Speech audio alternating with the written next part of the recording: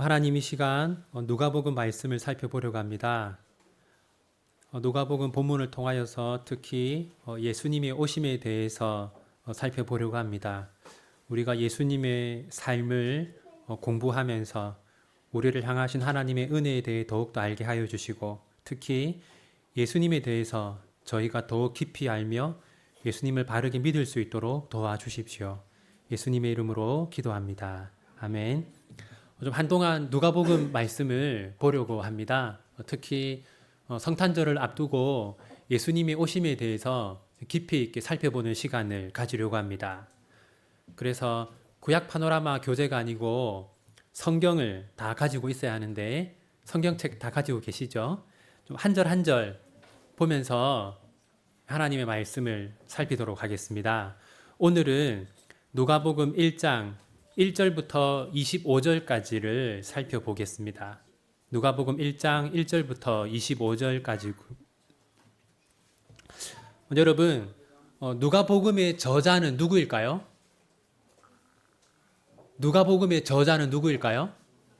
네, 누가복음의 저자는 누가입니다. 복음서가 총 몇 권이 있나요? 4권이 있죠. 복음서가 4권이 있는데 그 중에 2권은 예수님의 12제자였던 사람들이 기록했어요. 누구냐면 마태 그리고 요한 두 사람은 사도였습니다. 12제자 중에 한 명이었고요. 그리고 마가와 누가는 사도가 아닙니다. 사도가 아닌데 어떻게 성경을 기록했느냐? 여러분, 이게 성경이냐 아니냐를 결정하는 기준이 사도이냐 아니냐 하는 것이 중요한 기준이거든요. 그럼 마가와 누가는 사도가 아니란 말이에요. 근데 왜 두 사람의 복음서를 성경으로 인정할까요? 그 이유는 마가는 베드로의 제자입니다. 그리고 누가는 사도 바울의 제자입니다. 누가는 그 바울의 선교팀의 일원이었어요. 누가의 원래 직업은 의사였기 때문에 이 선교팀에서 의료를 담당하는 그런 사람이었을 것으로 살피고 그렇게 알려져 있습니다. 자, 이제 1절 한번 보십시오. 1절을 보시면 누가는 무엇에 대해서 기록했습니까? 우리 중에 이루어진 일에 대해서 기록했죠. 무슨 말이냐면 이 누가복음은 누구에 대한 이야기입니까?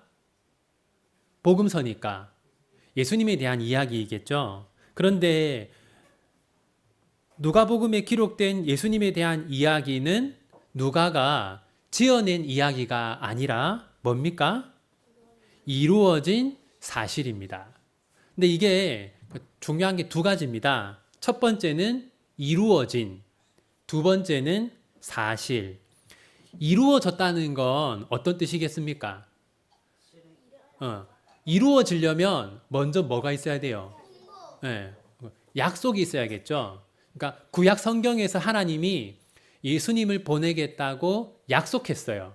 그게 이루어졌다는 걸 누가복음이 보여주는 겁니다.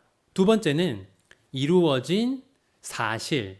그러니까 누가복음에 기록된 예수님에 대한 이야기는 누가가 지어낸 이야기가 아니라 실제로 일어났던 사실이다라는 겁니다. 그 다음 3절 한번 보십시오. 자, 여러분, 복음서가 모두 몇 권이라고요? 4권인데 이 복음서들은 다 특징이 있습니다. 특징이 있는데요. 누가복음의 특징은 뭐냐면요. 3절을 보시면 그 모든 일을 어디부터? 근원부터. 그러니까 누가는요. 예수님에 대한 것을 근원부터 끝까지 자세히 기록하기를 원했어요. 그래서 마태, 마가, 누가, 요한 4개의 복음서 중에서 제일 분량이 많은 게 뭘까요? 누가복음이 제일 분량이 많습니다. 특히 누가복음 1장은요. 세례 요한의 출생에 대해서 말하고 있는데 다른 성경은 세례 요한의 출생에 대해서 말하지 않습니다. 누가는 근원부터 자세히 기록하려고 했기 때문에 세례 요한부터 자세하게 기록하고 있어요. 그러니까 이 누가복음은 처음부터 끝까지를 대부분 시간 순서대로 가장 자세하게 기록했다라는 것이 누가복음의 특징입니다. 다음 4절을 보시면 죄송합니다.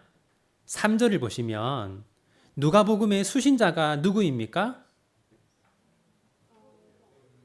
데오빌로 각하라고 되어 있죠. 데오빌로는 이름이고요. 이 각하라고 하는 것은 어떤 그 신분이나 지위를 말하는 건데요. 여러분 그 본디오 빌라도 알죠? 빌라도는 지위가 뭡니까? 빌라도 총독이죠. 네. 여기서 각하라고 할 때 이것은 그 총독하고 거의 같은 지위를 말하는 겁니다. 그러니까 이 데오빌로라고 하는 사람은 아주 지위가 높은 사람이었음을 알 수 있어요. 그런데 여러분, 지금은 책 한 권을 만들 때 돈이 얼마나 들까요? 아니, 한 권을 만들 때. 그렇죠. 한 10,000원 정도면 책 한 권을 만들 수 있겠죠. 그러면 2000년 전에는 책 한 권을 만드는데 돈이 얼마나 들었을까요? 2000년 전에는 대략 지금으로 치면 한 1억에서 2억 정도의 돈이 들었다고 해요. 왜냐하면 그때는 종이를 만드는 것도 아주 어려웠고, 또 동물의 가죽에 또 쓰기도 했고, 그렇기 때문에 책 한 권의 가격이 몇 억씩 했습니다. 그럼 여러분, 누가에게 그만한 돈이 있었을까요? 없었겠죠. 그래서 이때는요, 후원을 받아서 책을 만들었어요. 그런데 일반적으로 책을 만드는 데 들어가는 돈을 후원해 준 분에게 이 책을 바칩니다 라고 했단 말이에요. 그러니까 아마도 이 데오빌로는 아주 높은 지위이고 부자였을 겁니다. 그리고 아마 이 사람이 누가에게 책을 만드는 비용을 후원해 줬을 거예요. 그래서 누가가 성경을 쓸 수가 있었던 겁니다. 자, 다음 이때가 어떤 시대인지를 알려주는 본문이 있는데 5절을 보십시오. 자, 누가 다스리던 때입니까? 네, 헤롯이죠. 여러분이 성경을 보면 헤롯이라는 이름을 가진 사람이 여러 명 나옵니다. 중요한 사람이 3명이 있어요. 첫 번째는 헤롯 대왕이라고 하는 사람이 있습니다. 이 사람은 누구냐면 예수님이 태어났을 때 베들레헴의 아기들을 죽인 왕 있죠. 그 사람이 헤롯 대왕입니다. 그 다음에 예수님을 십자가에 못 박을 때 등장하는 헤롯 있죠. 그 사람은 헤롯 대왕의 아들이에요. 헤롯 안티파스라고 합니다. 그 다음에 사도 바울을 신문하는 또 헤롯이 있거든요. 그 사람은 헤롯 아그리빠 2세입니다. 자, 그러니까 지금 나오는 이 헤롯은 헤롯 대왕이라고 하는 헤롯이고, 자, 그 다음 사가랴라고 하는 사람이 나오죠. 자, 사가랴와 아내는 누굽니까? 엘리사벳. 사가랴와 엘리사벳인데 이 사람은 누구의 부모일까요?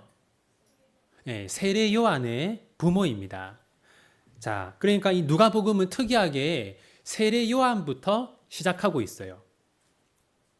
사가랴는 어떤 일을 하는 사람입니까? 제사장이라고 되어 있죠. 여러분, 이때 이스라엘에는 대략 2만 명 정도의 제사장이 있었습니다. 2만 명, 아주 많죠? 그럼 여러분, 제사장들은 어디에서 봉사하는 사람입니까? 어디서? 성전에서. 그럼 성전에 2만 명이 다 들어갈 수 있을까요? 없겠죠. 그래서 24개의 조를 짜서 한 번에 1000명씩 성전에 들어가서 봉사했어요. 그래서 24개의 조가 있었는데 사가랴는 어떤 조에 속해 있었습니까? 네, 아비야 반열. 이게 이제 한 조를 말하는 겁니다. 그리고 여러분, 엘리사벳이라고 하는 사람이 나오는데 이 엘리사벳은요, 모세의 형이 누군지 아세요? 아론. 네, 아론의 직계 후손이었어요. 자, 그 다음 6절. 우리 6절을 한번 같이 읽겠습니다. 이 두 사람이 하나님 앞에 의인이니 주의 모든 계명과 규례대로 흠이 없이 행하더라. 여러분, 이 6절을 보시면요. 사가랴와 엘리사벳이 어떤 사람인지를 설명하는데 관점이 두 개가 있습니다. 하나의 관점은 하나님의 관점이고 또 하나의 관점은 사람의 관점입니다. 먼저 여러분, 자, 이 6절은요. 6절은 하나님의 관점이에요. 하나님이 보시기에 두 사람은 어떤 사람입니까? 의인이고 계명과 규례대로 흠이 없이 행하는 사람. 이거는 이제 하나님 보시기에 이런 사람이었다라는 거고요. 그다음 여러분 7절은 사람이 보기에 이런 사람이었다라는 겁니다. 우리 7절 같이 읽겠습니다. 엘리사벳이 잉태를 못함으로 그들에게 자식이 없고 두 사람의 나이가 많더라. 여러분 이게 차이가 있다는 걸 아시겠죠? 6절은 누구의 관점이라고요? 하나님의 관점. 7절은 사람의 관점입니다. 그러니까 연결하면 이런 거죠. 사람들이 보기에는 사가랴와 엘리사벳은 자녀가 없는 나이가 많은 노인이었는데 하나님이 보시기에는 어떤 사람이었다고요? 계명을 지키는 의인이었다. 이렇게 누가는 구분해서 설명하고 있어요. 다음 8절 같이 읽겠습니다. 마침 사가랴가 그 반열의 차례대로 하나님 앞에서 제사장의 직무를 행할세. 여러분 성경에 한번 거기 마침이라고 하는 단어에 표시해 보십시오. 자, 여러분 마침 이제 제사장들은 1년에 두 번 일주일 동안 성전에서 봉사를 했어요. 그런데 그때 마침 사가랴가 봉사할 순서가 되었어요. 근데 여러분, 한 번에 몇 명이 봉사한다고 했습니까? 1000명. 자, 봉사할 때 그러면 1000명이 이제 그 성전 안으로 들어갈 수 있을까요? 없을까요? 들어갈 수 없겠죠. 그래서 1000명이 제비 뽑기를 했습니다. 9절, 우리 9절을 함께 읽겠습니다. 제사장의 전례를 따라 제비를 뽑아 주의 성전에 들어가 분향하고. 여러분, 자, 보시면 8절을 보시면 마침 사가랴가 성전에서 봉사하는 순서가 되었는데 9절에 보면 사가랴가 어떻게 되었어요? 제비를 뽑았는데 사가랴가 당첨이 되었어요. 그러니까 성전에 들어가서 봉사하는 사람으로 당첨이 되었습니다. 하루에 2명이 성전으로 들어갔어요. 아침과 저녁. 그러니까 일주일 동안이니까 일주일이 7일이잖아요. 그럼 일주일 동안 몇 명이 들어가요? 14명이 들어가죠. 근데 봉사는 몇 명이 한다고요? 1000명. 그러니까 1000명 중에서 14명이 성전에 들어가서 봉사를 해요. 그런데 누가 당첨되었어요? 사가랴가 당첨이 되었어요. 자, 그리고 10절 같이 읽겠습니다. 모든 백성은 그 분향하는 시간에 밖에서 기도하더니. 자, 사가랴는 성전에서 뭘 했습니까? 분향을 했어요. 분향. 연기를 피웠습니다. 왜 연기를 피우냐면요. 여러분, 구약 성경에서 연기는 무엇을 의미할까요? 하나님의 십자가의 지체. 오, 네. 네. 50점. 네. 그 기도를 의미합니다. 네. 왜냐하면 연기가 어디로 올라가요? 하늘로 올라가잖아요. 네. 그래서 우리의 기도가 하늘에 계신 하나님께 간다라고 해서 연기는 기도를 의미하고, 그래서 다른 제사장들은 10절을 보면 밖에서 뭘 합니까? 기도를 하죠. 네. 그래서 사가랴는 연기를 피우고 나머지 나머지 1000명의 제사장들은 성전 밖에서 그 연기를 보면서 기도를 해요. 그런데 그때 어떤 일이 일어났냐면 11절 함께 읽겠습니다. 주의 사자가 그에게 나타나 향단 우편에 선지라. 누가 찾아왔어요? 네, 천사가 찾아왔어요. 뒤에 보면 이 천사의 이름은 가브리엘이었습니다. 성경에는 이름이 기록된 천사가 2명이 있어요. 여기 오늘 나오는 가브리엘, 또 한 명은 누구일까요? 사탄 말고 미가엘. 네. 그래서 여기 등장하는 천사는 가브리엘입니다. 근데 여러분 그 천사가요, 성경에 기록된 그 모습을 보면 여러분들이 알고 있는 천사는 어떻게 생겼어요? 옷은 어떤 색깔? 흰색 옷. 그다음에 등에는 뭐가 있어요? 날개가 있죠. 이건 우리가 만들어낸 거고, 실제로 여러분 성경에 기록된 천사의 모습은 아주 무섭게 생겼어요. 그래서 12절 보십시오. 사가랴가 천사를 보고 어떻게 반응했어요? 놀라며 무서워했죠. 네. 자, 그때 가브리엘이 뭐라고 했냐면 13절을 함께 읽겠습니다. 천사가 그에게 이르되 사가랴여 무서워하지 말라. 너의 간구함이 들린지라. 내 아내 엘리사벳이 내게 아들을 낳아주리니 그 이름을 요한이라 하라. 여기 보면 여러분, 가브리엘 천사가 사가랴에게 전한 말은 크게 3가지입니다. 첫 번째는 너의 간구함이 들린지라. 그러니까 하나님이 너의 기도를 들으셨다. 두 번째는 뭐냐면 내 아내 엘리사벳이 내게 아들을 낳아 주리니. 그러니까 하나님이 너의 기도를 들으셨고 너에게 아들을 주실 것이다. 세 번째는 그 아들의 이름을 뭐라고 하라? 요한이라 하라. 이 3가지입니다. 첫째, 너의 기도를 들으셨다. 둘째, 너에게 아들을 주실 것이다. 셋째, 아들의 이름을 요한이라고 해야 한다. 그리고 요한이라는 이름은요, 뜻이 이겁니다. 하나님은 은혜로우시다. 자, 그러면서 이제 장차 세례 요한이 어떤 사람이 될 건지를 천사가 말했습니다. 14절을 보면요. 자, 함께 읽겠습니다. 너도 기뻐하고 즐거워할 것이요 많은 사람도 그의 태어남을 기뻐하리니. 자, 세례 요한은 어떤 사람이 됩니까? 첫째, 다른 사람을 기쁘게 하는 사람이 될 겁니다. 그 다음 15절 함께 읽겠습니다. 이는 그가 주 앞에 큰 자가 되며 포도주나 독한 술을 마시지 아니하며 모태로부터 성령의 충만함을 받아. 무엇을 먹지 않는다고 합니까? 술을 먹지 않는다. 이거는요, 거룩하게 구별된 사람이다 라는 뜻입니다. 그 다음에 세 번째는 모태로부터 어떻다고요? 네. 세 번째는 성령으로 충만한 사람이다. 네 번째는 16절 같이 읽겠습니다.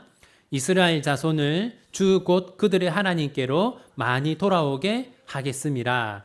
네 번째는 뭐냐면 세례 요한은 죄인들을 회개시키는 사람이 될 겁니다. 그 다음 17절 함께 읽겠습니다. 그가 또 엘리야의 심령과 능력으로 주 앞에 먼저 와서 아버지의 마음을 자식에게 거스르는 자를 의인의 슬기에 돌아오게 하고 주를 위하여 세운 백성을 준비하리라. 다섯 번째는 뭐냐면요. 17절 제일 뒤에 보면 주를 위하여 세운 백성을 준비하리라. 무슨 말이냐면요.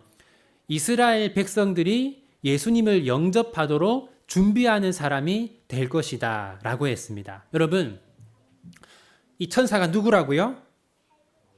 가브리엘 천사가 와서 사가랴에게 이렇게 얘기했어요. 네가 기도한 대로 하나님이 너에게 아들을 줄 것이다. 그리고 이 아들은 장차 이런 사람이 될 것이다 라고 얘기했어요. 네, 여러분, 사가랴가 천사의 말을 믿었을까요? 믿지 않았을까요? 네, 18절 같이 읽겠습니다.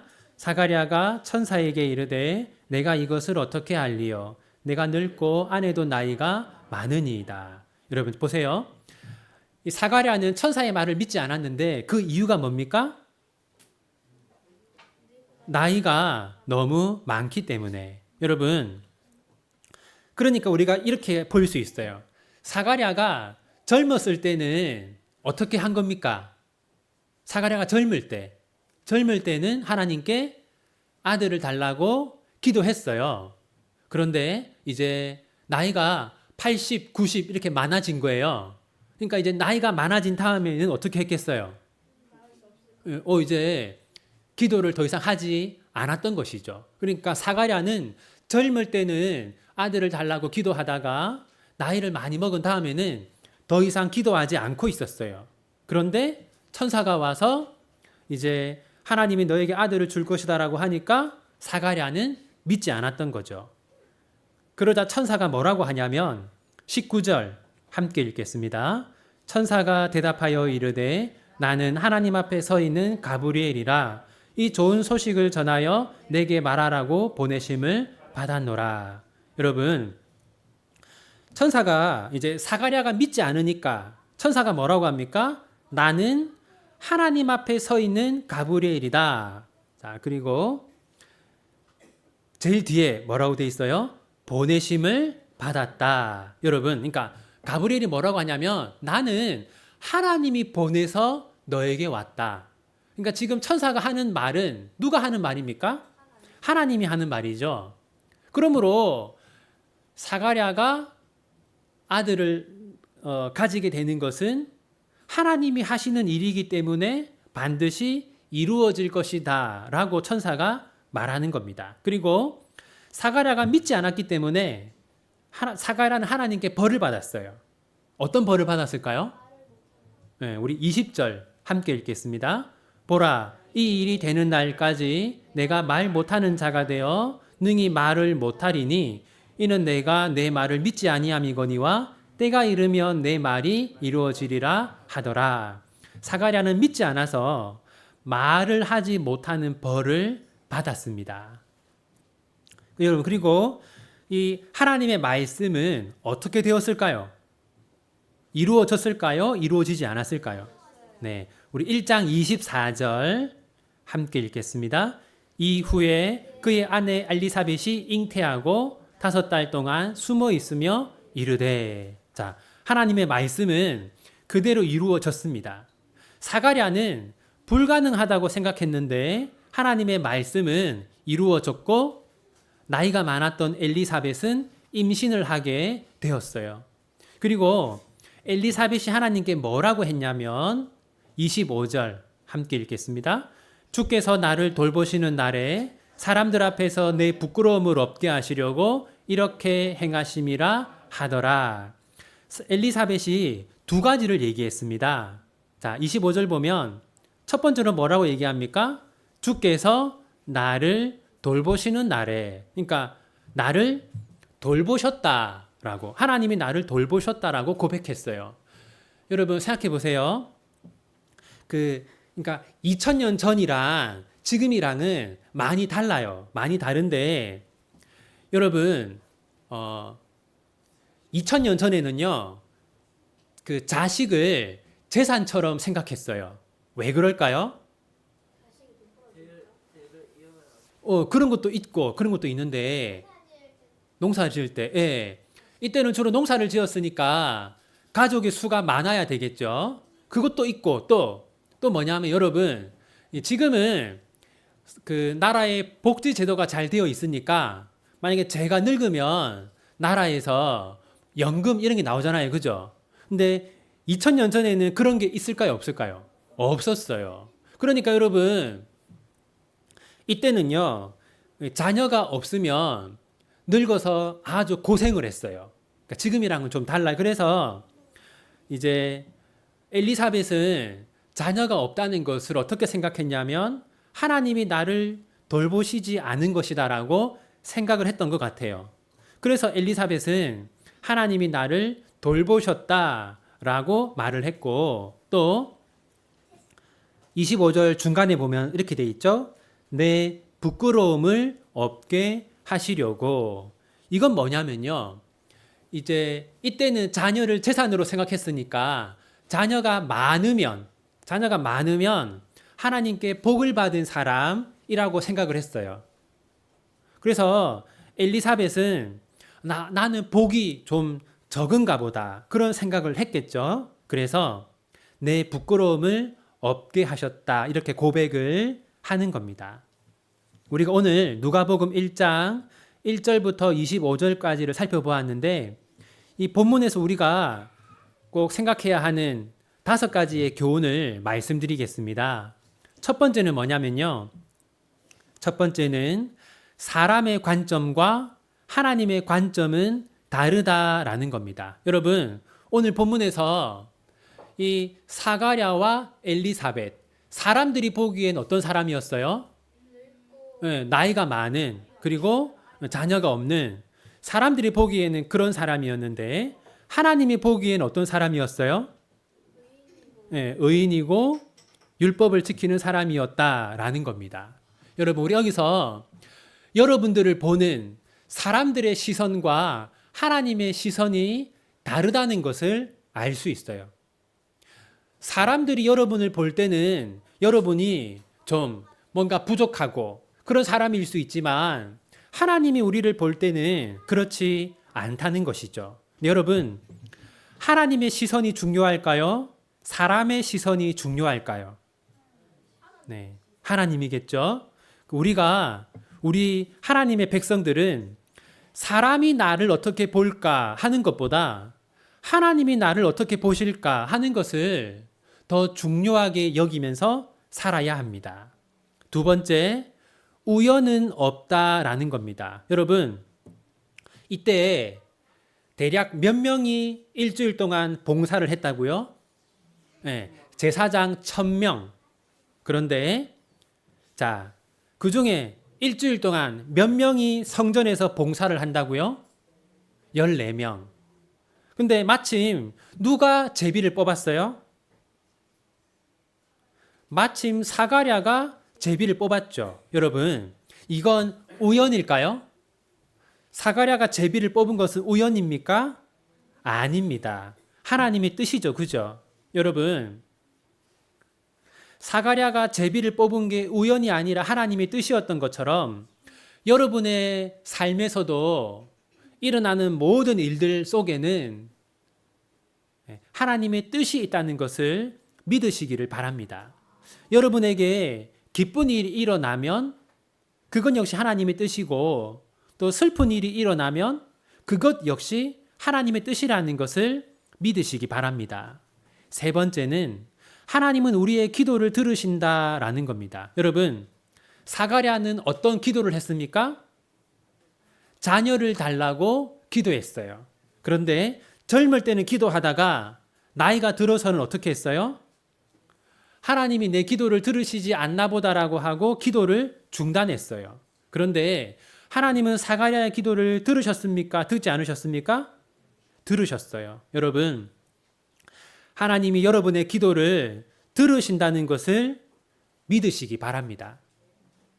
아마도 여러분, 사가랴는 젊을 때는 기도하다가 나이가 들어서는 기도하지 않았으니까 수십 년 동안은 기도하지 않았을 거 아니에요? 사가랴는 분명히 하나님이 내 기도를 듣지 않으신다라고 오랫동안 생각했을 거예요. 그런데 하나님은 사가랴의 기도를 다 듣고 계셨습니다. 네 번째는 하나님께는 불가능이 없다라는 겁니다. 하나님이 사가랴에게 아들을 준다고 했을 때 사가랴가 믿었습니까? 믿지 않았습니까? 믿지 않았죠. 왜 믿지 않았을까요? 사가랴와 엘리사벳은 나이가 너무 많았기 때문이죠. 그런데 하나님께는 불가능이 없기 때문에 하나님은 사가랴와 엘리사벳에게 아들을 주셨어요. 여러분, 우리 역시 이러한 믿음을 가져야 합니다. 여러분들 그런 생각을 하실 때가 없습니까? 지금 여러분의 상황이 너무나 힘들고 어려운데 이 힘들고 어려운 상황은 바뀌지 않을 거다.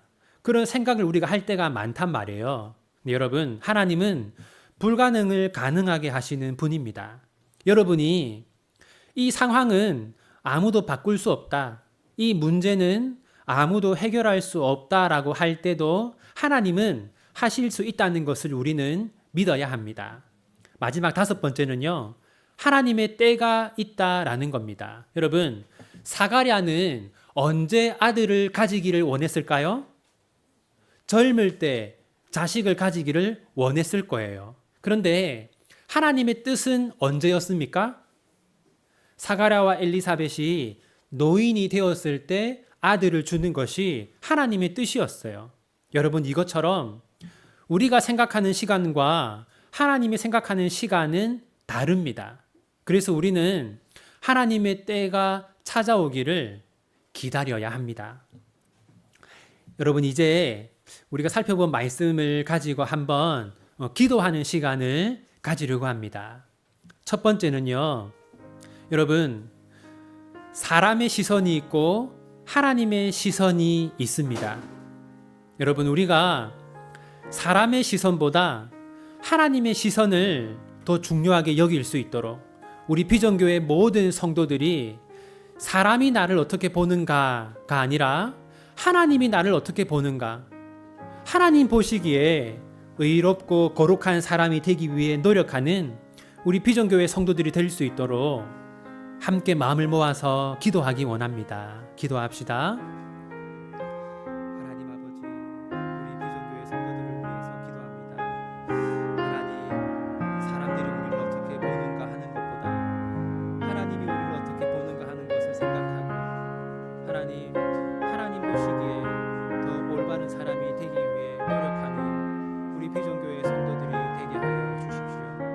하나님 아버지, 하나님 앞에서 의롭고 거룩한 사람이 되게 하여 주십시오. 사람들이 우리를 어떻게 보든지 그것보다 하나님이 나를 어떻게 보는가 하는 것을 더 중요하게 여기고 살아가는 우리 비전교회 모든 성도들이 다 되게 하여 주십시오.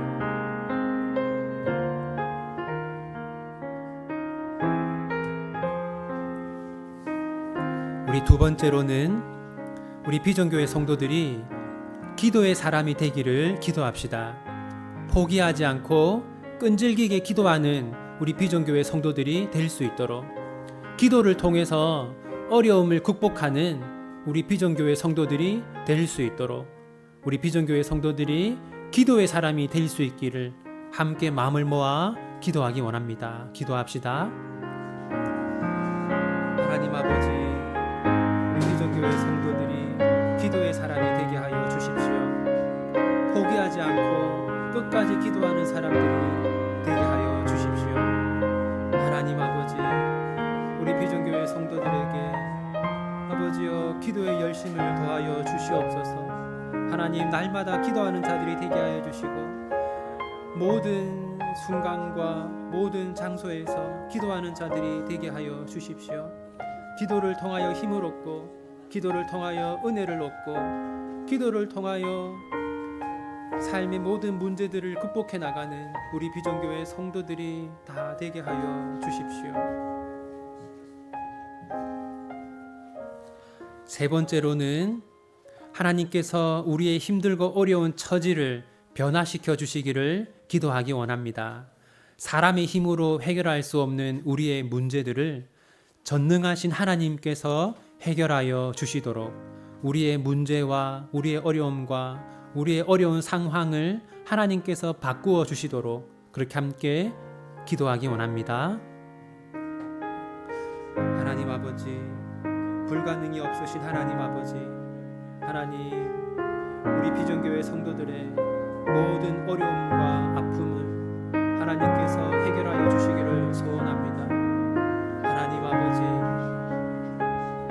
우리의 힘으로 해결할 수 없는 문제들이 있고 아픔이 있고 상황들이 있습니다. 전능하신 하나님께서 우리 비전교회 성도들이 기도할 때 문제를 해결하여 주시고 상황을 바꾸어 주시기를 소원합니다.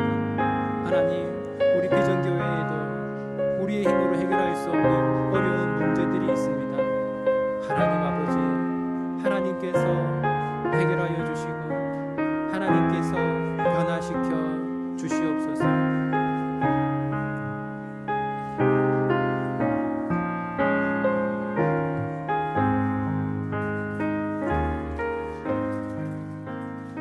마지막 네 번째로는 우리의 자녀들을 위해서 기도하기 원합니다. 하나님은 사가랴에게 사가랴의 아들이 다른 사람을 기쁘게 하는 사람, 거룩하게 구별된 사람, 성령으로 충만한 사람이 될 것이라고 하였습니다. 우리의 자녀들도 그렇게 자라게 되기를 기도합시다. 우리의 자녀들도 다른 사람을 기쁘게 하는 사람, 거룩하게 구별된 사람, 성령으로 충만한 사람이 될 수 있도록, 그렇게 자라날 수 있도록 우리의 자녀들과 비전교회의 자녀들을 위해서 함께 기도하기 원합니다. 기도합시다. 하나님 아버지, 우리 비전교회 각 가정의 자녀들이 다른 사람을 기쁘게 하는 사람으로 자라나게 하여 주십시오. 거룩하게 구별된 사람이 되게 하여 주십시오. 성령으로 충만한 사람이 되게 하여 주십시오. 하나님, 우리 비전교회의 자녀들이, 비전교회의 다음 세대가 세례 요한처럼 거룩한 사람이 되게 하여 주십시오. 주님,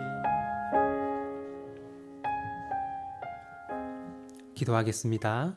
하나님, 우리 비전교회 성도들이 사람의 시선보다 하나님의 시선을 의식하며 살아가게 하여 주십시오.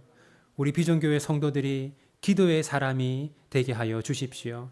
우리가 기도할 때 우리의 기도를 들으시고 우리의 문제를 해결하여 주시고 우리의 상황을 바꾸어 주십시오.